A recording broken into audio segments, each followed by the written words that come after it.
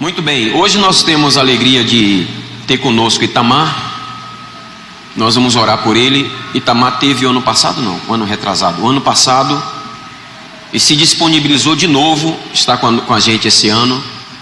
Itamar é um pastor aqui na cidade, pastor de vocês também, só que indiretamente, a igreja é uma só, amém? Não? Mas está mais ligado a um grupo de irmãos aqui na cidade, mas é uma igreja só, é um presbitério só, e é pastor nosso também, amém? E a gente tem a alegria de receber Itamar hoje, e eu quero orar por ele junto com vocês, e com toda a atenção, ouçamos o que o Senhor tem para nós nessa noite tão especial. Vem cá, Itamar. Estendo as mãos em direção a ele, orando mesmo para que o Espírito Santo, através da vida dele, nos instrua, nos ensine. Senhor, te agradecemos, porque esse é o dia que o Senhor fez para nós, e nós estamos alegres por isso. E chegou esse momento aqui tão esperado. Estávamos esperando esse momento para estarmos juntos e para ouvirmos a tua palavra, a doutrina do Senhor ser gotejada no nosso coração. Te agradecemos pela vida de Itamar, pela disposição dele, e te pedimos que o teu Espírito, Senhor, que habita nele, fale tudo aquilo que o Senhor quer para nós. Nós estamos aqui e temos ouvidos para ouvir o que o Senhor quer nos falar. Em nome de Jesus nós te agradecemos. Amém. Amém. Amém. Louvado seja o Senhor Deus. Amém. Eu estive aqui o ano passado, e desde que já a semana falou comigo, pensando o que dizer, eu só senti a vontade de repetir o que eu disse o ano passado.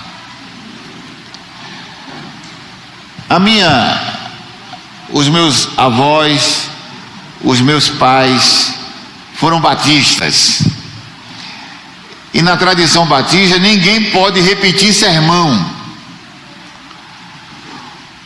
Como, com todo respeito, eu não sou mais batista, então eu perdi esse complexo de repetição de sermão.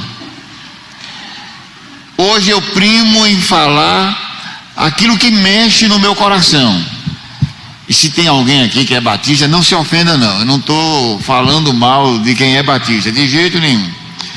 Esse negócio de cuspir no prato que você comeu durante anos não dá para mim não. Então eu sou grato a Deus por tudo quanto eu recebi no tempo em que eu servi ao Senhor ali na igreja batista. Mas o ano passado, talvez se eu perguntasse a quem estava aqui, só estavam os homens que estavam aqui o ano passado, talvez alguém perguntasse: e você esteve mesmo aqui o ano passado? Então, se você não sabe se eu estive, imagine o que eu falei.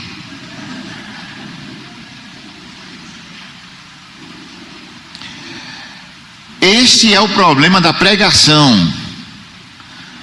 É gente que fica animada, se arrepia, e depois que passa a animação, o arrepio, esqueceu tudo do que foi falado. Nós cremos que o púlpito tem um papel na edificação da igreja, mas nós cremos que é naquele trabalho de pessoa a pessoa que essas verdades são repetidas, são sedimentadas e são fortalecidas na vida de um discípulo. Obrigado, Cremilda. O Senhor podia ter deixado só um evangelho, mas deixou 4 para repetir. Porque Deus sabe que a gente esquece com facilidade.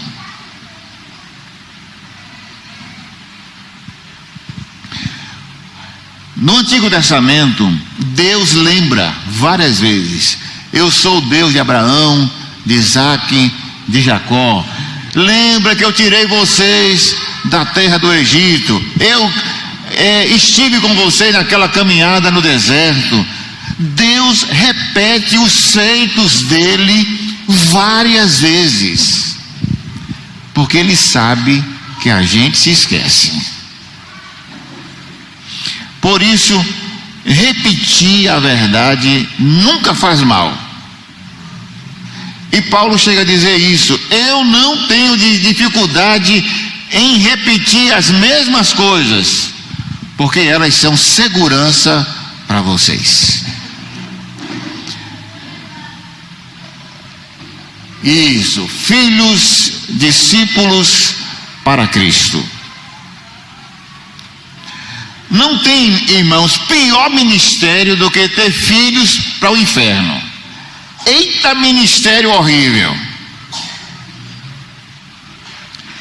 Nós cantamos aqui a declaração de Josué: eu e a minha casa serviremos ao Senhor.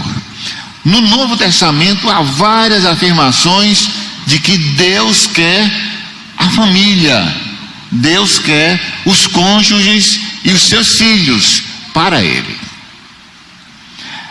Eu queria relembrar o que eu falei o ano passado, citando 2 textos da Bíblia: Malaquias 4, de 1 a 6, e Lucas de 13 a 17. Jassamã, leia por favor os 2 textos.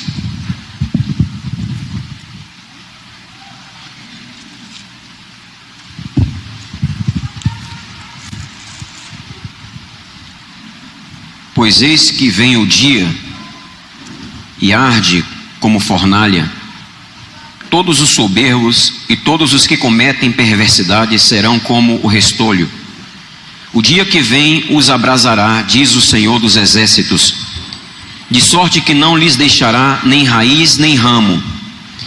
Mas para vós outros que temeis o meu nome, nascerá o sol da justiça, trazendo salvação nas suas asas. Saireis e saltareis como bezerros soltos da estrebaria.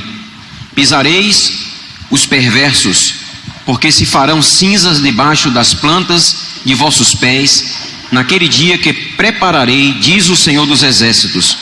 Lembrai-vos da lei de Moisés, meu servo, a qual lhe prescrevi em Horebe, para todo Israel, a saber, estatutos e juízos. Eis que eu vos enviarei o profeta Elias, antes que venha o grande e terrível dia do Senhor. Ele converterá o coração dos pais aos filhos, dos filhos a seus pais, para que eu não venha e fira a terra com maldição.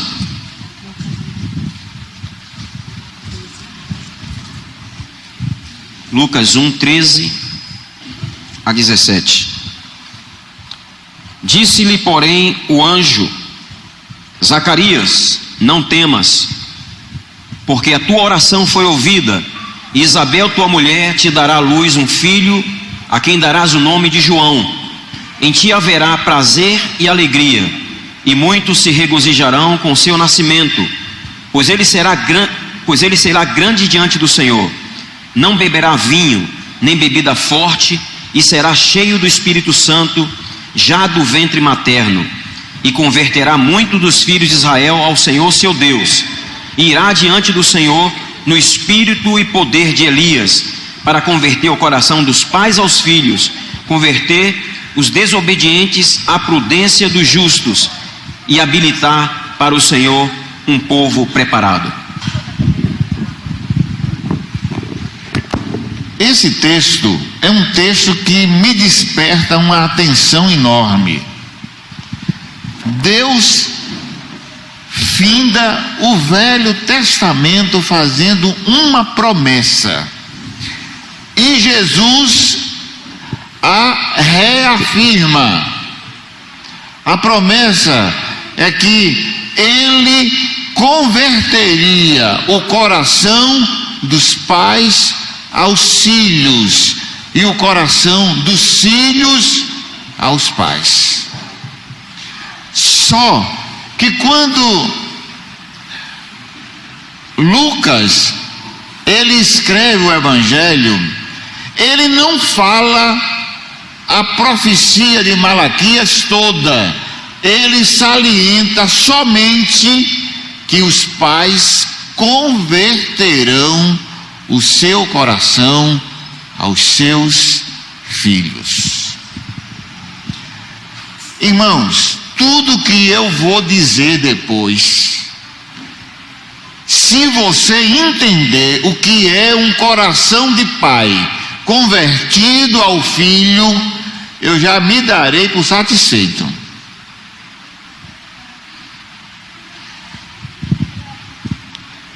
Nós temos que entender que para um casal, o mais importante é um cônjuge para o outro. Mas dos cônjuges, o mais importante é o filho. Nós temos que pedir a Deus que Ele mude a mente da gente para entender a mudança que tem que ocorrer em nós, pais, de convertermos o nosso coração aos nossos filhos. Eu fico pensando, irmãos, por que Deus colocou isso no final da velha aliança e repete isso no início da nova aliança? Deus deu um destaque, Deus deu um valor à questão da família, a questão de que Deus não quer filhos perdidos, Deus quer filhos salvos, filhos discípulos, filhos tementes a Deus, filhos que façam a vontade de Deus. A pergunta é: o teu coração está convertido a teu filho? Você, pai e mãe, veem os filhos que Deus te deu como o maior tesouro que vocês têm? Ou é a casa, ou é o apartamento, ou é o carro, ou é a profissão, ou qualquer outra coisa que tem mais valor para você?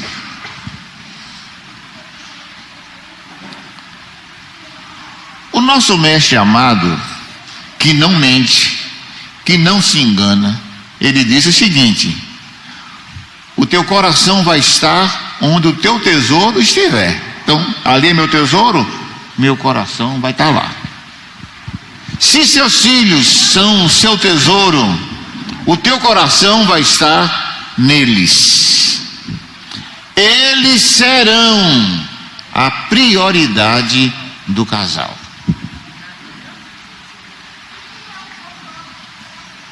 Eu não quero constranger ninguém, não precisa ninguém levantar a mão, nem ficar em pé, mas a pergunta é: tem sido assim na vida da gente? Esse filho é a prioridade na vida do casal? Nós nos dedicamos, segundo Deus, pelos nossos filhos?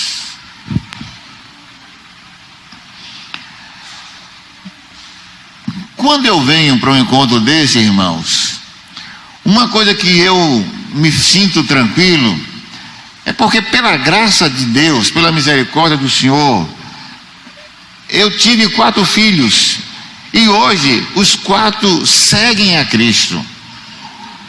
Mas não tem nenhuma coisa extraordinária em mim. Eu já disse aqui da outra vez que eu errei muitas vezes com meus filhos. Eu já pedi perdão aos meus filhos.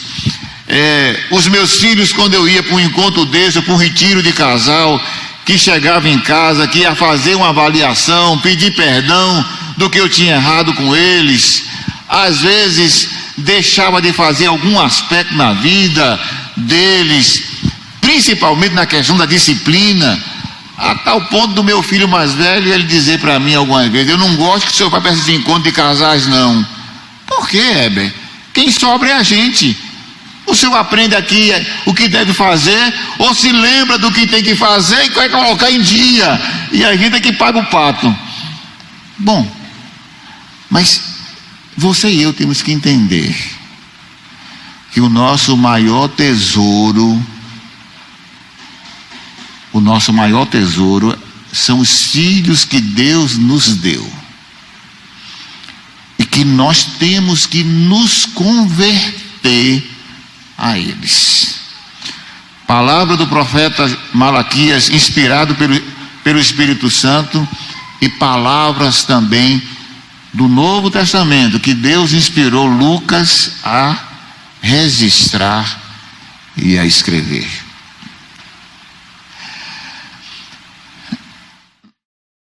Uma valorização de homens e das tribos de Israel era comum.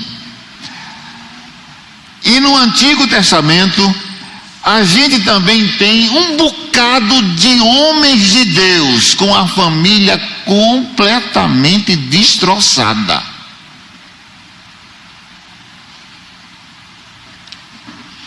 A gente pode citar o rei Davi, Jacó, Salomão, Eli, Samuel, homens que são um exemplo, homens de fé, homens de um testemunho fortíssimo, mas que tinham uma família completamente desarrumada.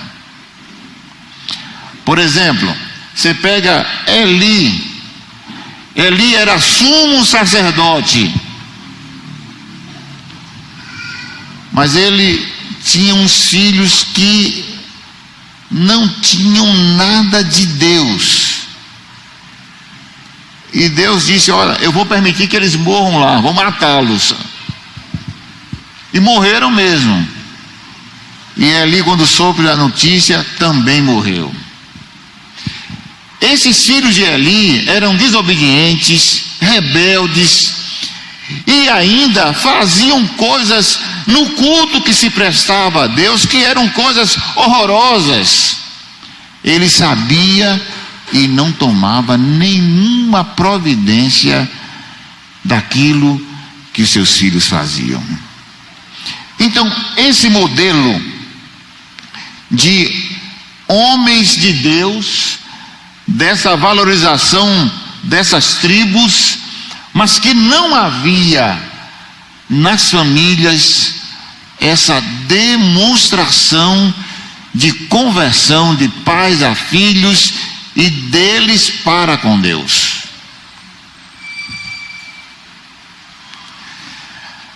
Aí vem essa profecia, ela dá um novo tom para o relacionamento dos pais aos filhos.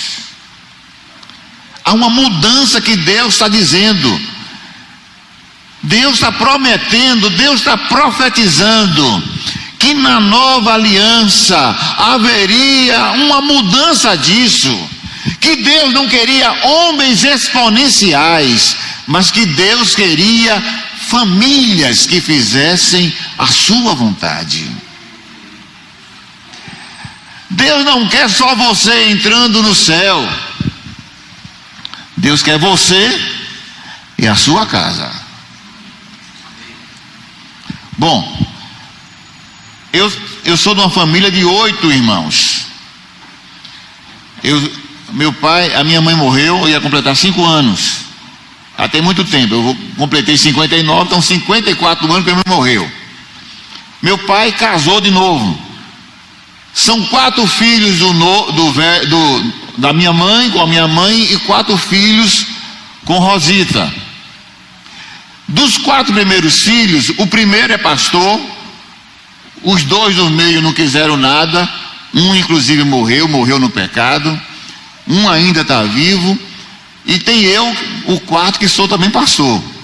Aí esse meu irmão, o segundo, chamado Isaías, ele, quando ele vai pregar o evangelho, ele é um gozador, ele gosta de ridicularizar. Então, quando eu vou pregar o evangelho para eles, não, para que eu vou me converter? Meu pai era convertido, minha mãe convertida, o meu primeiro irmão é o pastor, o 4 é pastor. No dia que Jesus vier, eu dou um jeito de pegar no pé de alguém e subir junto. Não serve. Mas Deus promete no Novo Testamento a salvação, não para um indivíduo, mas para famílias.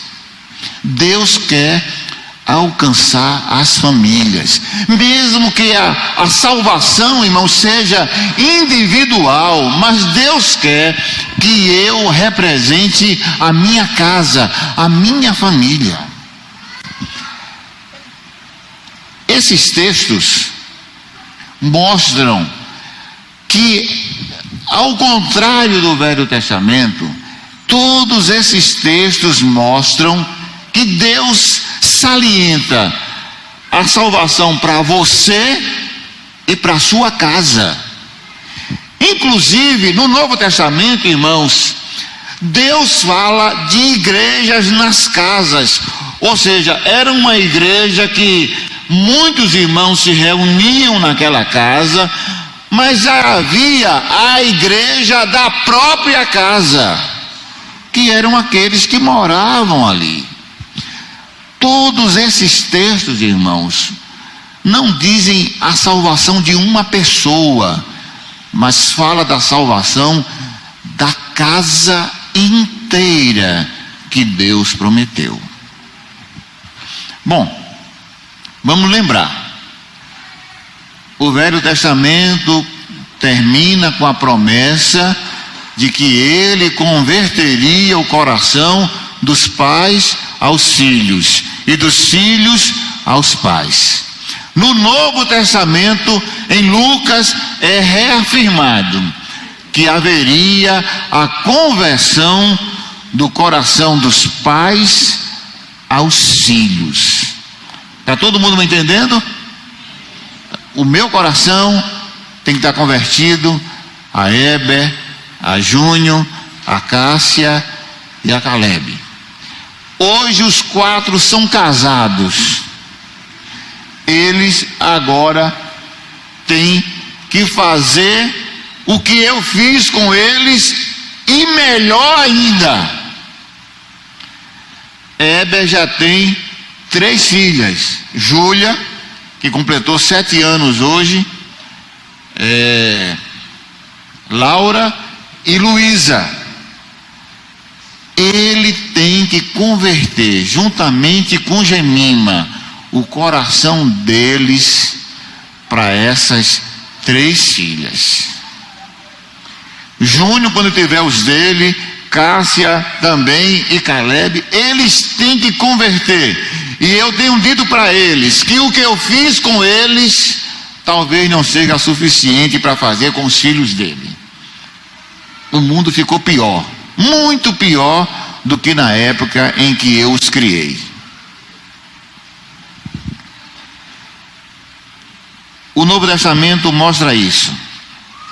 Mostra que Deus quer alcançar as nossas casas. E o teu coração tem que se converter aos teus filhos. De novo, coloque aí, isso.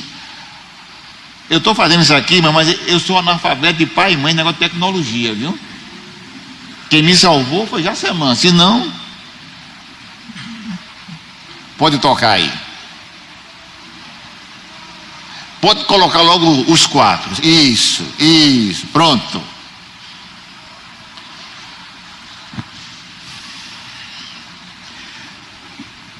Nós temos uma escala de valores que Deus determinou.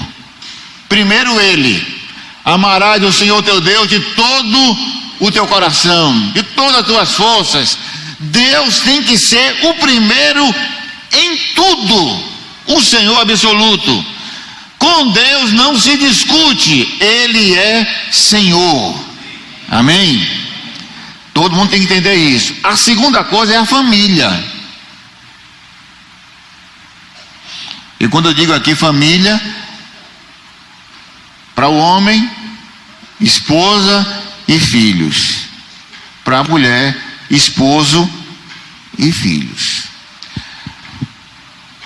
Só que tem que entender o seguinte: mesmo eu convertendo o meu coração aos meus filhos, a ordem da família é o cônjuge e depois os filhos. Eu estou passando uma experiência de estar sozinho em casa com Késia. A semana passada eu tive uma reunião de presbitério, comecei a reunião, saí de casa umas 8 horas, cheguei 10 da noite. Aí ela brincando, né, disse: oi Tamar, hoje eu não tive nem como compartilhar as minhas 6.000 palavras que eu preciso falar por dia. Imagina.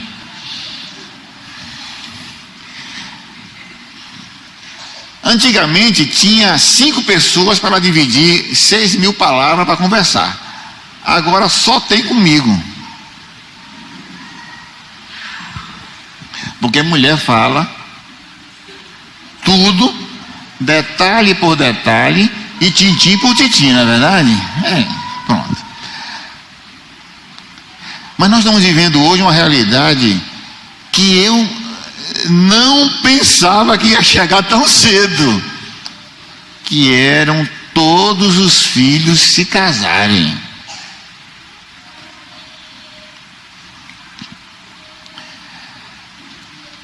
A ordem: Deus, família. Depois, o trabalho.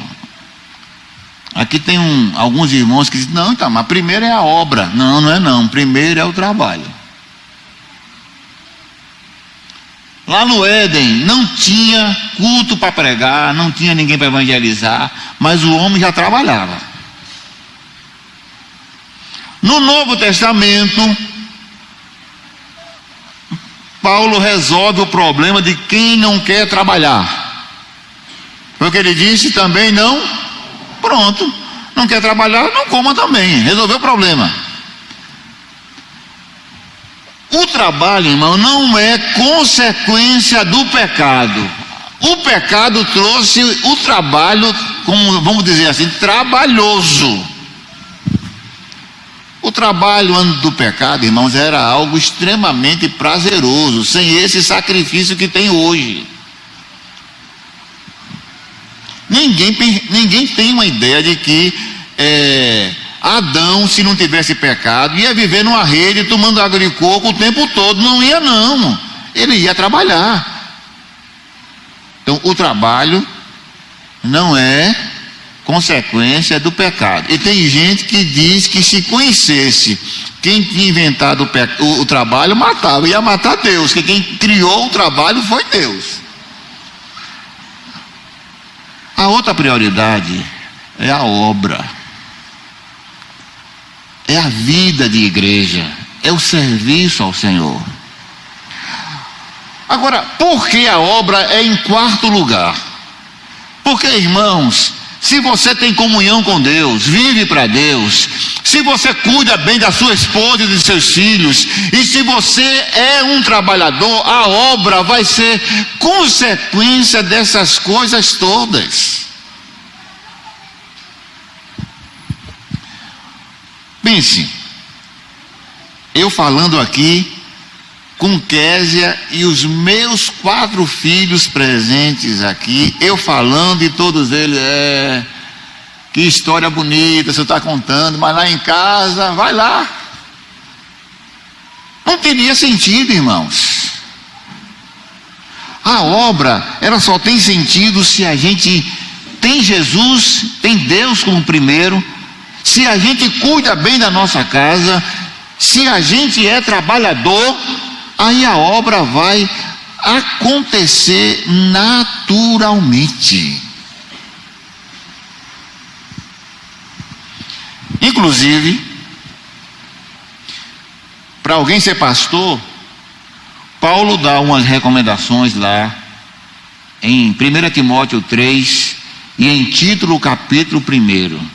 Ele chega a dizer: se alguém não governa bem a sua própria casa, como vai cuidar da igreja de Deus? Por isso que eu estou dizendo, irmãos, que no Novo Testamento o comprometimento com a família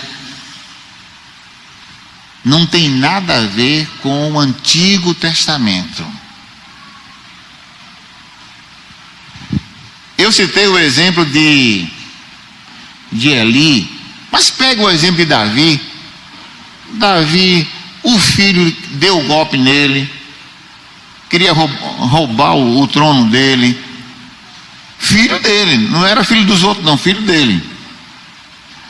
Então, essa escala de valores vai me ajudar a entender como as coisas funcionam.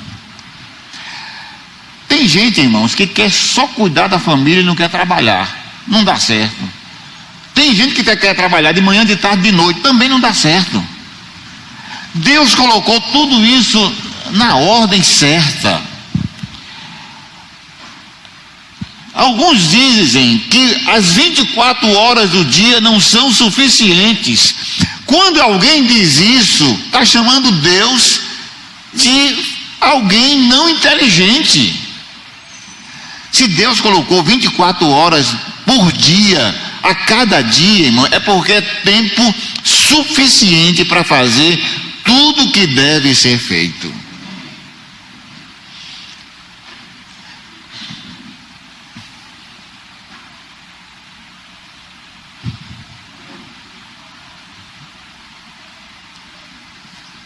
Pode colocar o outro. Ah, não vai dar outro não. Bom, no cuidado e na criação dos filhos, nós temos 4 coisas para fazer. Primeiro é o exemplo.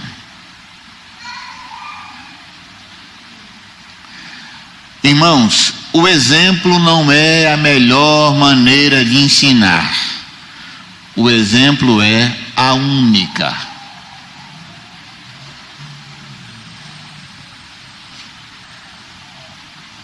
Você é o modelo para os seus filhos. Eu conto uma brincadeira de que meus filhos, à medida que foram crescendo, eles tiveram uma frustração enorme comigo. Quando eles eram pequenos, achavam que eu sabia e podia tudo. Depois eles descobriram que eu não tinha essa capacidade.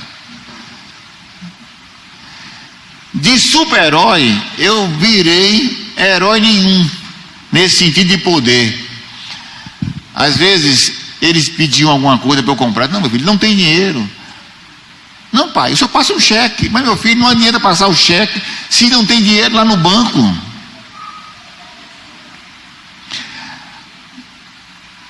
Mas você e eu temos que ser exemplo para os nossos filhos. Naquele versículo ali, ó, Mateus 23, 2-4, é um contraste que o Senhor faz com os fariseus. Eles diziam, mas não faziam. Diziam, mas não faziam. Não adianta você pregar o evangelho, gritar, berrar, fazer um bocado de coisa, se você não é a personificação da mensagem. Se você não é exemplo.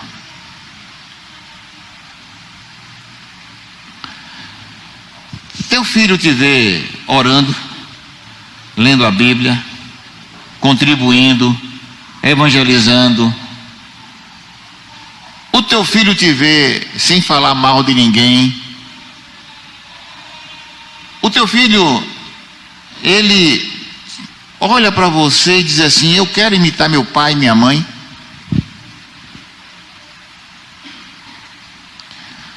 Ou ele está contando os dias para casar e sair de casa.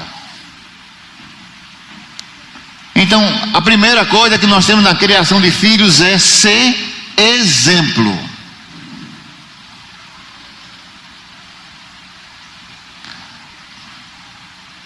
Eu contei, acho que da outra vez, às vezes, na hora do café, na hora do almoço, você fala mal de um irmão.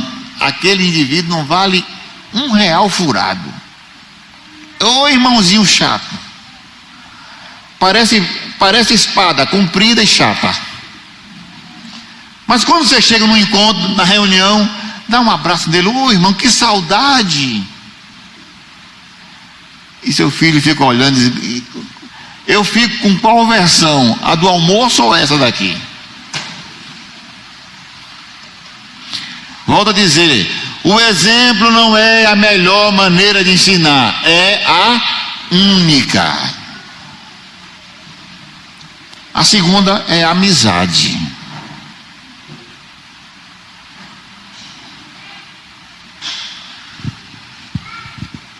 Se você não é amigo do seu filho, da sua filha, alguém vai aparecer para ser.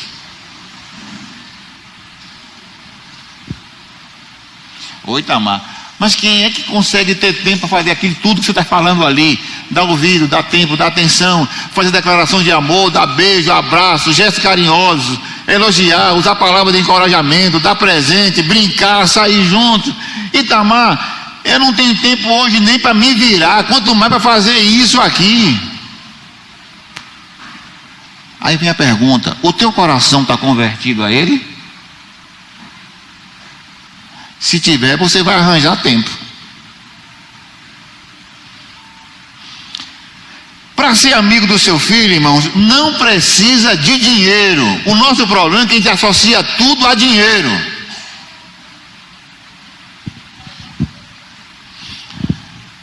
Eu digo que muitas vezes, eu já passei situações na minha vida, irmão, de vaca gorda, vaca magra, e alguns períodos que nem vaca tinha. Alguém dizia: não, você está vendo a luz no fim do túnel? Eu perguntava: que túnel? Para ver a luz. Quantas vezes eu fui para o Farol da Barra com os meninos de ônibus, a mulher e 4 filhos, e dizia: ó, não tem dinheiro para acarajé, não tem dinheiro para queijinho, só tem para um picolé da capelinha para cada um, e acabou. Mas a gente ia, brincava, corria, jogava bola, a gente aproveitava, irmãos.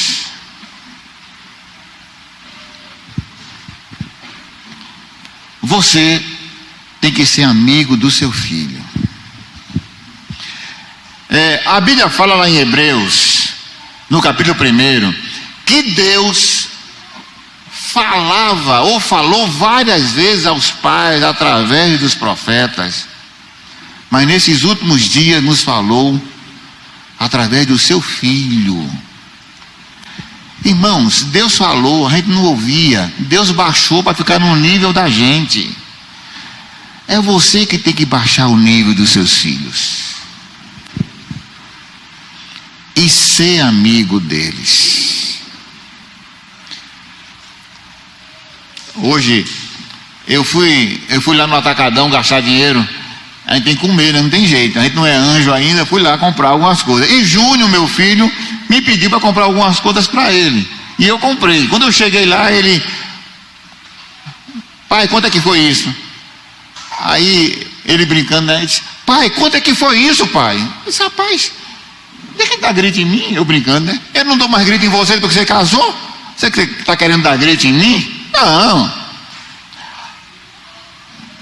Hoje eu digo sempre, eu não tenho como dizer mais nada para Heber, Júnior, Cássio e Caleb fora do tom. Acabou aquele tempo de dar grito nele quando era pequeno: vem cá, menino. Não, agora não. Agora, meu filho, por favor, você pode vir. É um homem casado com filhos. Acabou a época de dar grito, de dar cascudo, de dar um beliscão, nada. Agora acabou. E eu não estou dizendo que é para fazer isso não, irmão. Só estou dizendo que passou o tempo de fazer isso. Mas ser amigo do seu filho. Cadê Alain e Jasemana? Não me batam não, viu? Às vezes a igreja enche os irmãos de tanta atividade que o indivíduo não tem tempo nem para dar assistência devida à mulher e aos filhos. Não se pode edificar igreja, irmãos, em cima da ruína, das cinzas da família.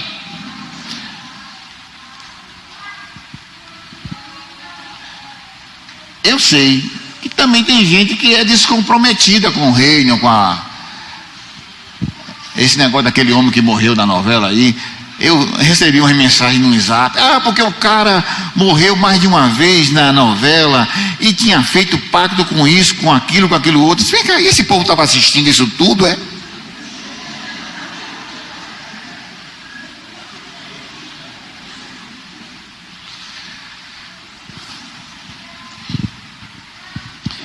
Seja amigo do seu filho. Dê tempo a ele. Escute-o. Entre na dele.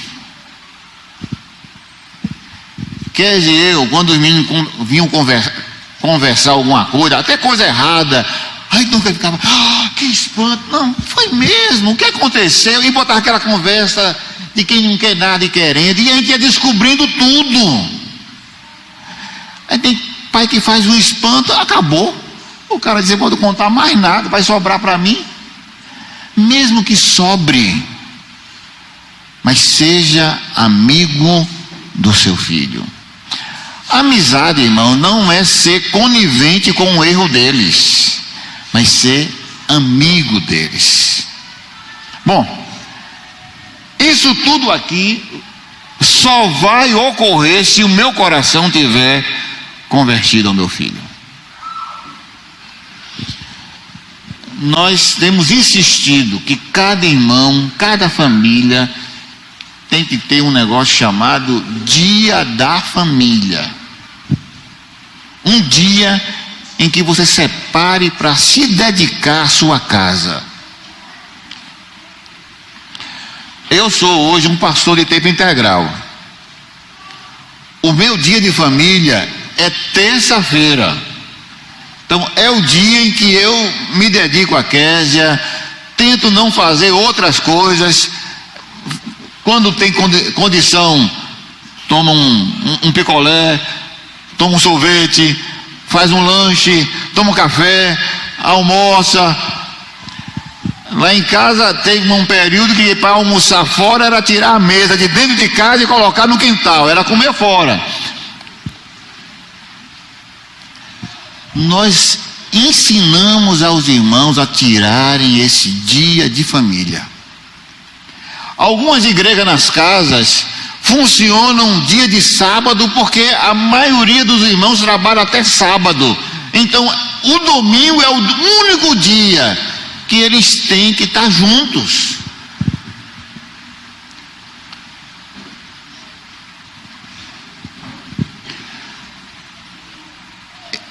O Senhor trabalhou durante 6 dias e descansou no 7º. Alguns acham que porque Satanás não para, eu também não posso parar. Mas não esqueça, Satanás é um ser angelical, é um anjo. Você não é, tá certo? Você é gente que cansa, que tem sono, que bebe água, que come, que adoece. É gente que muitas vezes tem mais dia do mês do que salário. Pode ser que não aconteça com vocês aqui não. Talvez aqui não. Às vezes eu brinco com o Jacemanha e com o Carlos Sá. Não, isso não acontece com vocês não. Isso acontece comigo. Lá pro dia 20 o dinheiro já acabar. Aqui também não acontece. É todo mundo que é gente. A gente aqui, irmãos, quando se converteu, a Coelba não nos deu isenção de luz não, a gente continua pagando a luz, pagando a Embasa. Você não chega num posto de gasolina e diz, olha, eu sou discípulo de Jesus, enche o tanque e manda a conta para o céu. Não, não adianta, o cara quer receber o dinheiro, o cartão, quem for. Você é gente. A outra coisa, instrução.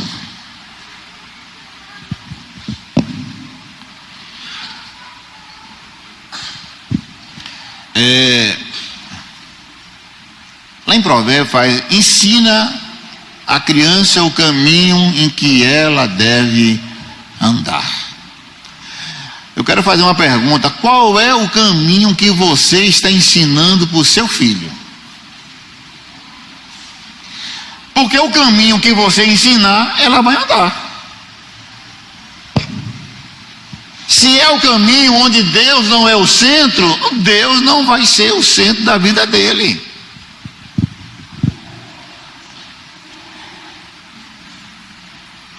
Eu estou falando de exemplo, amizade e instrução. Ensinar com a palavra da verdade.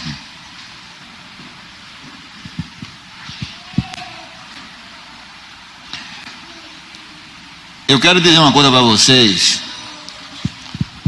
A maioria de nós erra na questão do exemplo, da amizade e da instrução, por não fazer isso.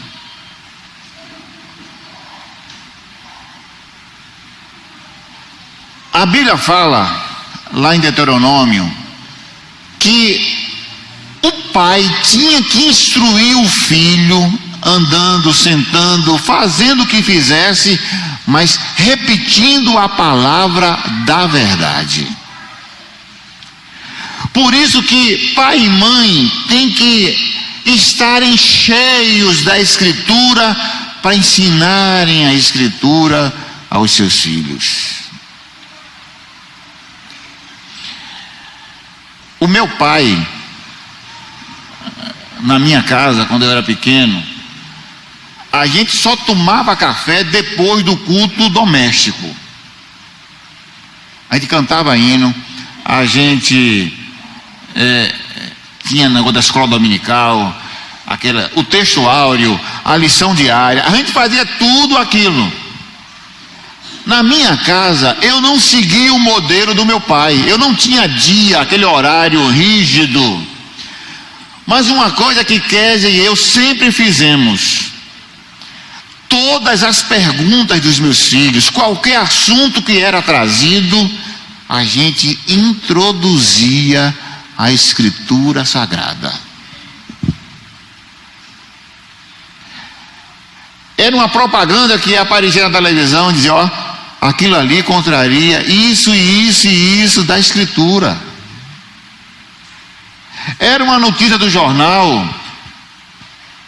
Nós aproveitávamos tudo para instruir na palavra da verdade. Os meninos começaram a aprender a tocar violão. Eu não sei tocar nada. E eles começavam a tocar, a gente juntava e aproveitava todas as oportunidades para falar de Jesus, falar do reino de Deus. Aqui, irmãos, eu sou grato também, imensamente a Deus pela vida de Kézia. Eu não tive tempo integral o tempo todo. Eu passei um período da minha vida trabalhando 2 expedientes. Por exemplo, Cremilda já foi minha chefe durante anos. Eu trabalhava lá com o Pellegrini junto com ela. E ela era minha chefe. Mas Kézia, irmão, sempre foi atenta. Kézia nunca foi uma mulher descansada, desligada. Ela era atenada o tempo todo com os filhos.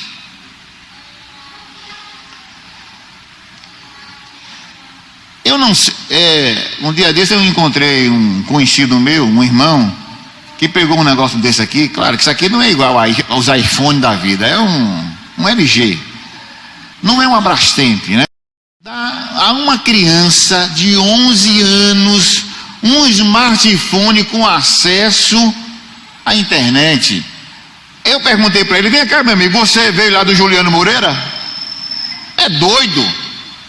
Como é que um indivíduo daí para uma criança de 11 anos um negócio desse, que tem acesso ao mundo todo?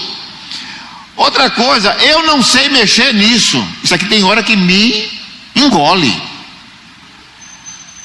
Uma criança de 11 anos entende disso aqui muito mais do que eu. A minha neta, essa que completou 7 anos hoje, ela chega lá em casa: vovô, senta aqui, me dê seu celular. Ela descobre música. Eu digo: minha filha, tem música aqui? Tem, vovô. É assim que faz. Kézia nunca foi uma mulher desligada. ela era atenta para tudo que os meninos faziam. Ela puxava aquelas conversas de gente besta, quem não quer nada e querendo, ia descobrindo tudo. Mas para isso, irmão, tem que estar atento, tem que olhar. Lá em casa não tinha negócio de porta fechada, segredos, não, lá tudo é aberto. Os meninos sabiam da minha vida, qual era a senha disso, senha daquilo, senha de banco, nunca teve muito dinheiro mesmo, então, mas todo mundo sabia. Lá não era uma casa maçônica, cheia de segredo. Não, uma casa comum.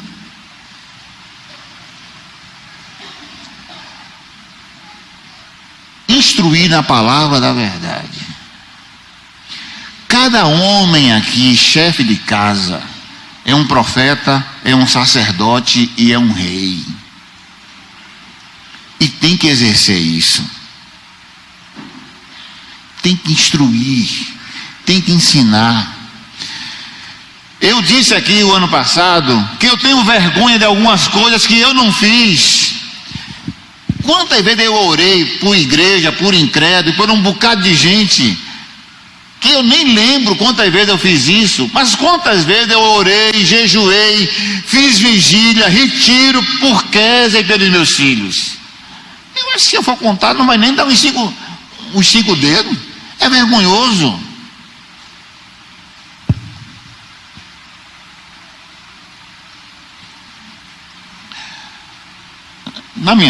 Com meu pai não tinha muita escolha.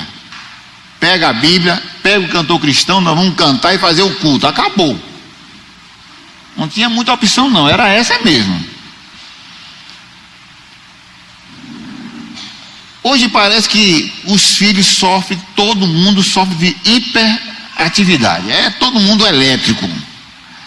Todo mundo não é nem 110 nem 220, é 360 volts. Nós temos que nos adaptar, irmãos, e pedir a Deus sabedoria de como atingir os nossos filhos. Crie coisa. Na minha época, irmãos, com meus filhos pequenos, não tinha quantidade de filme, de material didático, de fantoche, dessas coisas todas que está aí. E tem muito material bom. Tem um bocado de coisa que não presta. Você também tem que selecionar. Mas tem muita alternativa boa, irmãos, para você instruir o seu filho segundo a palavra da verdade. O próximo.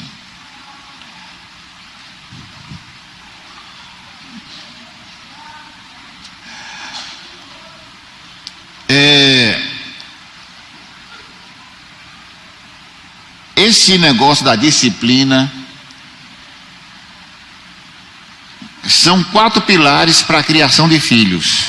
Exemplo,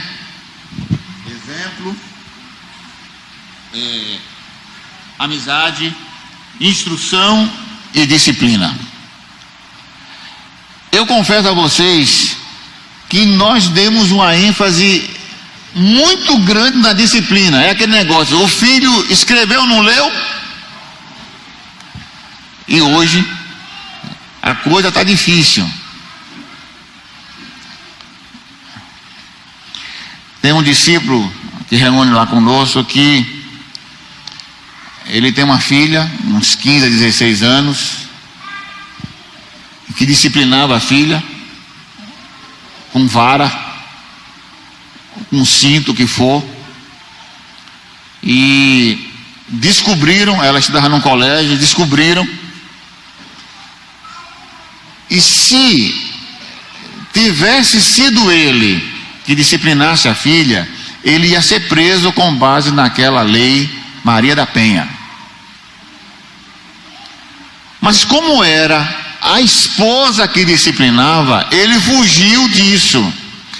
Aí vai a dica: você tem filha, mande sua mulher disciplinar e não você, porque você pode ser enquadrado na Maria da Penha.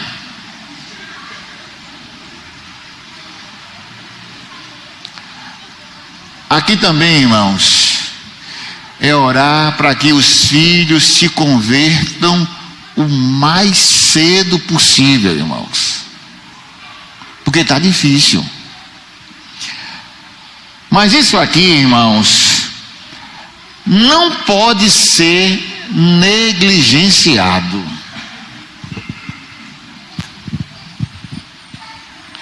Irmãos, tem coisas que nós podemos adaptar aos nossos dias, mas tem coisas que não tem como.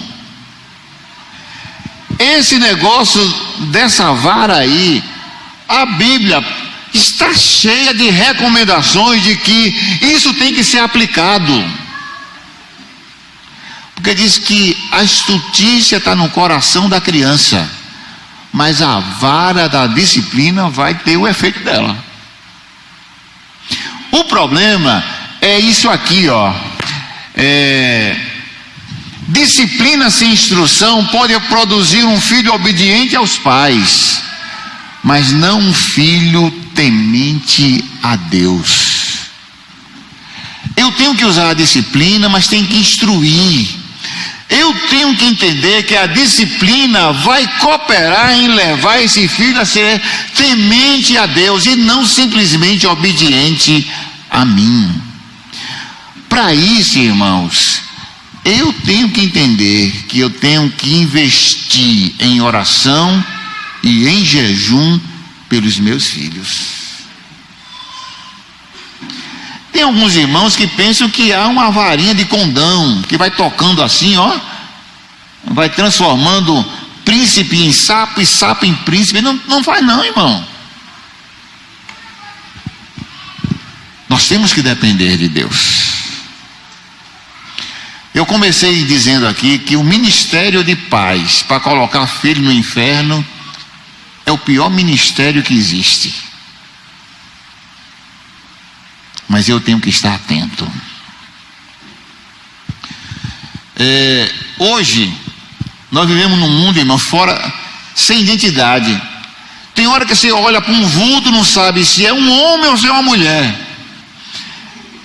Quando está no mundo, irmãos, até que a gente entende, mas quando isso vem para a igreja, você olha, bom, que esquisitice é aquela? Para alguns, eu pergunto brincando, meu amigo, você tem complexo de NDA? Ele, que é isso, Itamar? Necessidade de aparecer? Tem uns cortes de cabelo, irmão, tem umas roupas que não condiz com alguém que teme e ama a Deus. Eu vejo um bocado de homem querendo fazer sobrancelha. Vai arrumar o que fazer, rapaz?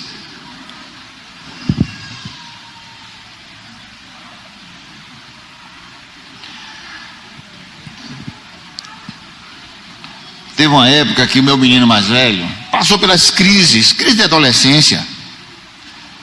E queria botar brinco. Eu disse, rapaz, botar brinco aqui em casa não vai dar certo não, velho. Aí eu perguntei, eu uso brinco? Aí perguntei, Vanginho usa brinco? Não. Marco Moraes usa brinco? Não. Mário usa? Não. Sérgio usa? Não, então não presta. Agora cantor de pagode, cantor, ator, jogador de futebol, esse não é o tipo de gente que eu quero que você imite não, meu velho. Teve uma época que Heber disse, não, eu não quero nadinha com Deus não. Tá certo, meu filho, é uma tristeza isso, mas o que eu vou fazer? Agora tem um detalhe. A tua não obediência a Deus não vai te dar direito de você fazer o que você quiser da vida. Você não vai para show, você não vai ficar dormindo fora, não. Aí eu disse para ele, nessa casa aqui, todo mundo gosta de ler Bíblia, gosta de orar, gosta de ir para a igreja na casa, para encontro. Aí eu disse para ele, quando a gente tem algum dinheirinho que vai para churrascaria, você não vai? Vai. Tomar um sorvete, você não vai? Vai. Tomar uma acarajé, comer uma acarajé, não vai. Então é o seguinte, você vai onde a família for. Então se vai para o culto, você vai também. Se vai para a praia, você vai também. Como ninguém vai para o show de harmonia do samba, você também não vai não.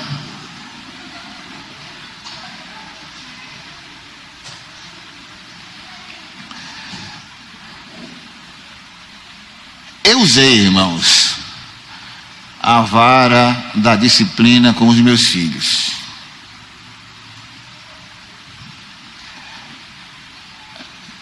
Quanto mais cedo você começar a usar, mais cedo você vai deixar de usar também.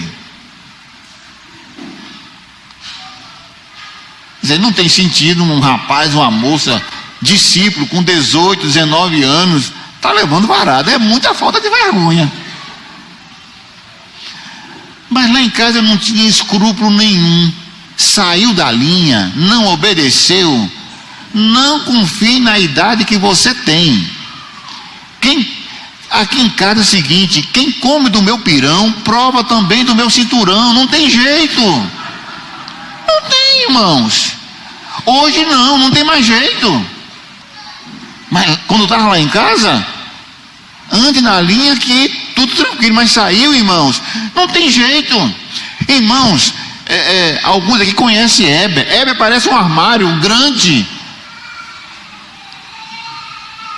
Se eu não exerço autoridade sobre Heber, eu vou apanhar dele, meu filho. E muitas vezes eu brincava: tá vendo esse tamanhão todo aí? É só dizer para que ele para. E tem que ser assim mesmo. Uma das coisas que eu mais lutei, e às vezes eu errava, era ensinar meus filhos a obedecerem na primeira ordem. Não tinha que dizer: olha, e vai subindo o tom. Ou então, se você não fizer, você vai ser disciplinado. Não tinha nada disso, irmãos. Olha, senta. Não sentou, vamos para o quarto. Levanta. Não levantou, vamos para o quarto. Não tinha que discutir uma, nem duas, nem três, nem 4 vezes, não, irmão. Porque quando você já dá uma ordem 5 vezes, você já está fora de si. E aí quem peca já não é mais nem o seu filho, é você que vai pecar, que vai disciplinar com raiva. Aí não adianta.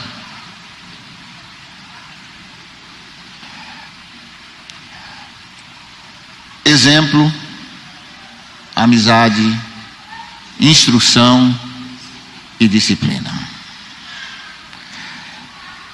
Se o meu coração tiver convertido ao meu filho, eu vou praticar isso. Se o meu coração estiver convertido ao meu filho, a minha esposa e eu vamos tirar tudo que atrapalha o cuidado com esse filho, para que nos dediquemos a ele. Eu conheço irmãs que saem do emprego. Eu conheço irmãs que deixam de ganhar um bom salário porque entenderam que tem que cuidar do filho e que não tem outro jeito. A semana passada eu fui para um sepultamento de um pai e de uma irmã, e ela tinha um emprego na Embasa, era concursada. Ela fez uma besteira na vida dela, se afastou do caminho do Senhor para casar, mas mesmo afastada, ela dizia para o rapaz que hoje é o esposo dela. Ele perguntou: você não quer fazer mestrado, doutorado? Ela disse: para quê? Quando eu casar eu quero ficar cuidando dos meus filhos. O marido dela não é convertido, mas cobrou dela a fatura e disse: vem cá, você, quando a gente estava namorando, essas coisas todas, você disse uma vez que não queria fazer mestrado nem doutorado, porque queria cuidar dos filhos. Você não quer voltar? Você não quer cuidar dos filhos mesmo, não? E ela abriu mão do concurso dela para ficar em casa cuidando dos filhos dela. Isso é fé. Isso é entender que eles, como família, como casal, não têm tesouro maior do que os filhos. Eu não estou mandando nenhuma irmã largar um emprego, nem dizendo que você é discípula de meia categoria porque trabalha fora, nada disso. Mas o que eu quero dizer é que se seu filho não tem a devida atenção, você precisa se converter a ele. Às vezes nós temos uma casa, mas nós não temos um lar, nós não temos uma família. Eu já contei uma vez, eu acho que contei aqui, eu ganhei um carro. Foi até Peregrino que me deu 2, roubaram um, ele me deu outro, 2 Unos.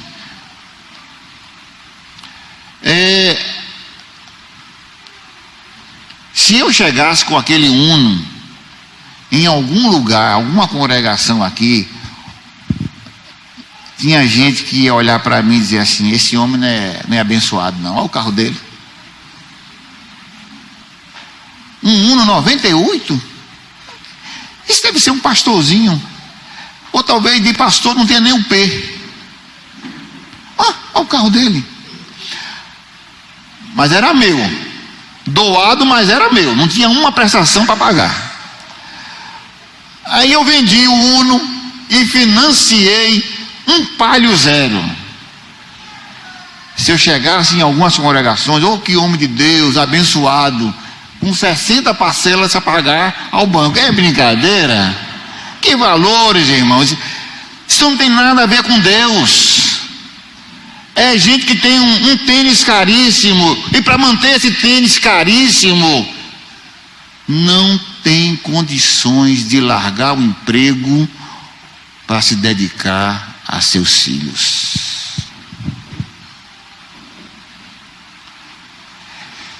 Nada desse mundo aqui, irmãos, físico, essa casa, o seu apartamento, o carro, tem valor eterno.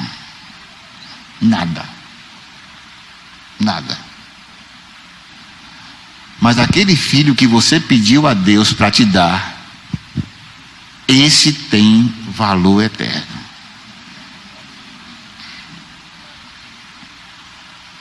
Às vezes eu fico brincando com alguns irmãos que nós falamos tão mal do testemunho de Jeová, que diz que vai reinar nessa terra. Mas, irmão, a gente diz o contrário e não larga o osso daqui, irmão. A gente diz que não vai ficar aqui, mas é como a gente jamais saísse daqui. Está apegado a tudo daqui. Larga, irmão. Prioriza Deus, tua casa, teu trabalho e a obra. Eu não estou dizendo, irmãos, que a gente não deve estudar, não deve trabalhar, não deve procurar progredir, que é pecado ter um carro, que é pecado ter um apartamento, ter uma casa, tirar férias. Não tem nada de pecado nisso, irmãos, desde que aquelas prioridades que eu te disse, você observou. Desde que você seja uma pessoa generosa, ajude a outros, reparta o que Deus te deu. Porque tem gente que só cisca assim, ó. Não cisca assim de jeito nenhum, é só assim.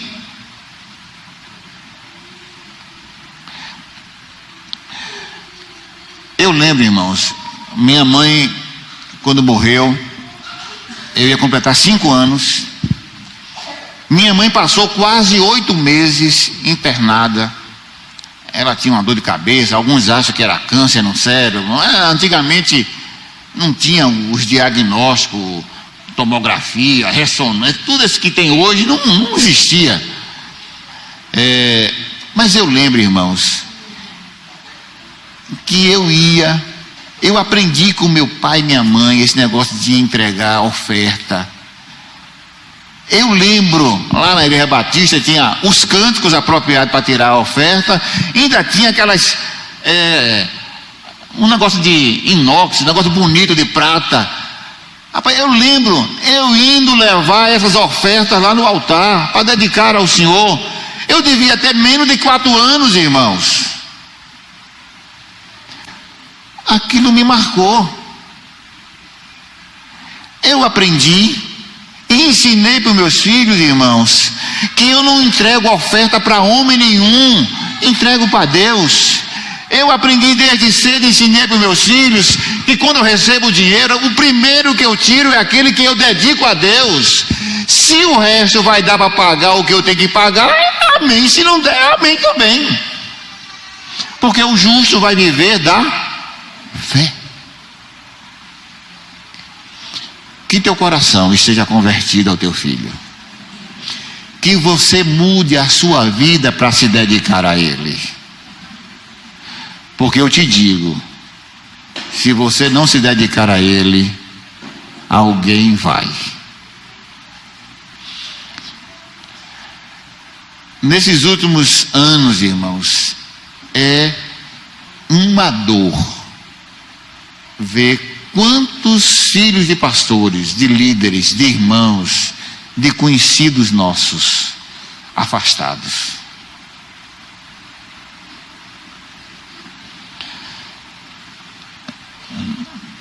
Eu tenho já irmão conhece um irmão chamado Benito. Benito é um dos homens que eu conheço mais santos nessa terra. Benito era um dos pastores lá onde eu estou servindo ao Senhor. E esse homem foi recuado por causa dos filhos. Você quando para falar com Benito, rapaz, você é abençoado, é edificado. Uma vez eu brinquei com ele: Benito, eu não sou digno de desatar as alparcas dos teus pés. É um homem gracioso. A gente às vezes fica dizendo: Senhor, o que é que tu queres nos ensinar? Ensinar a Benito, esse homem recuado, sem poder exercer em plenitude o ministério dele. Um homem exemplar, a mulher dele exemplar. Nós temos que orar, irmão. Orar para que Deus faça com que o nosso coração se volte por nossos filhos. Que esses filhos afastados voltem para o Senhor.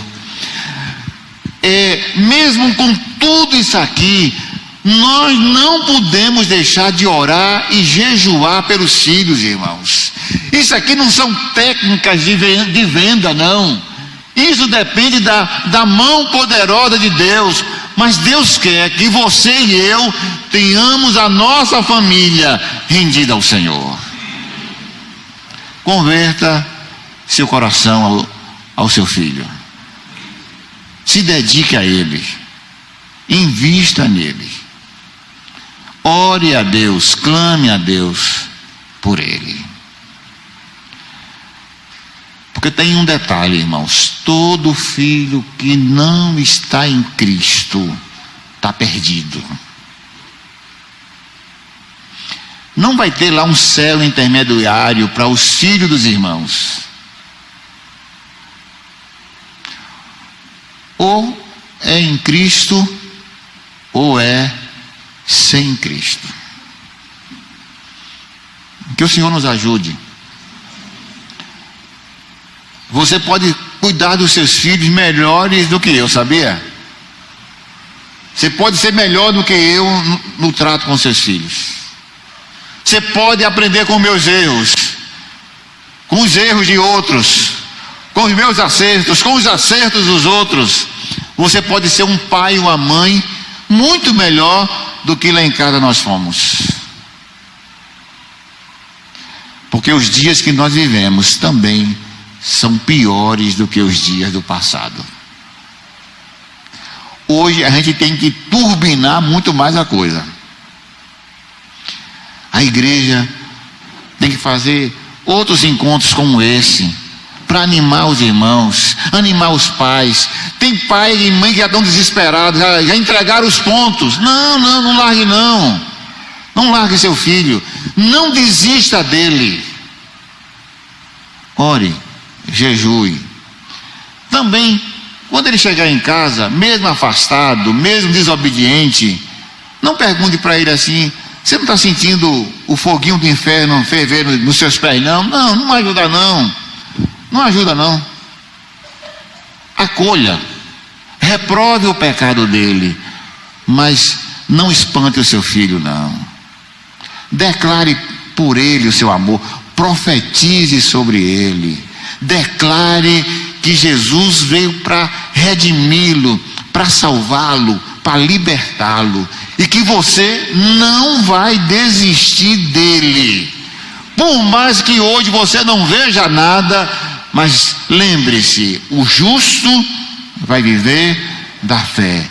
E o Senhor prometeu que Ele salvaria a nós e a nossa casa. Amém? Vamos orar.